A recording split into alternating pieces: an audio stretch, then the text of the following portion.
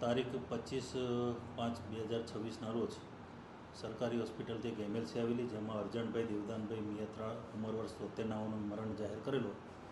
જે બાબતે પોલીસે આ મૃત્યુમાં કંઈ શંકા હોય એની શંકા ઉપજાવી પરિવારજનોની પૂછપરછ કરતા અંતે ઘણી પૂછપરછ બાદ તેમના જ પુત્ર મોહિત રમેશભાઈ મિયાત્રાણાઓએ હત્યા કરેલાની કબૂલાત કરેલી.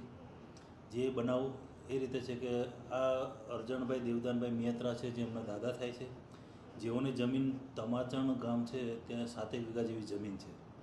એ જમીનમાં એમનો આ પુત્ર જે છે મોહિત, એને એવું કીધું કે દાદા મને થોડી વાવવા આપો, ને વાવવા માટે આપેલી. તે દરમિયાન કીધેલું કે મને પૈસાની જરૂર છે, થોડા પૈસા આપો.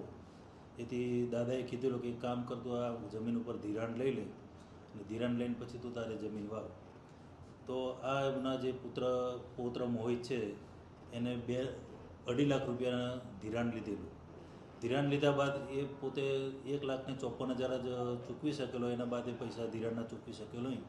જે ચૂકવણું બાદ એના દાદા છે અરજણભાઈ એ ધિરાણ ચૂકવણી કરેલી. ત્યાર બાબતના આ બાબતની એમને ખટરાક ચાલતો હતો.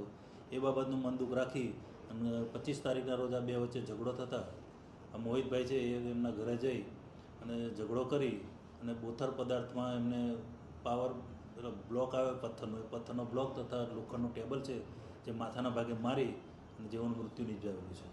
અને જેઓને હાલ ધરપકડ કરવામાં આવેલી છે અને હાલ તપાસ ચાલુ છે અને રિમાન્ડ લેવાની કાર્યવાહી ચાલુમાં છે. પ્રથમ છે તે હોસ્પિટલ લાવ્યો હતો ત્યારે કંઈક એને બેભાન થઈ ગયા છે અને પીએમ નથી કરાવવા બધી વાતચીત કરી પોલીસને.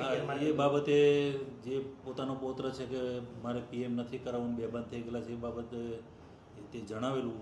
પણ તેમ છતાં માથામાં ભાગે બોથડ પદાર્થની ઈજાઓ દેખાઈ આવતી હોય, જેથી પોલીસે આ બાબતે તેમના જમાઈ છે, જમાઈ હરિભાઈ મીરાવણભાઈ મકવાણા, જેઓને ફરિયાદ લઈ અને ખૂનની ગુનાની કલમ ઉમેરી અને પછી આગળ તપાસ હાથ ધરેલી છે.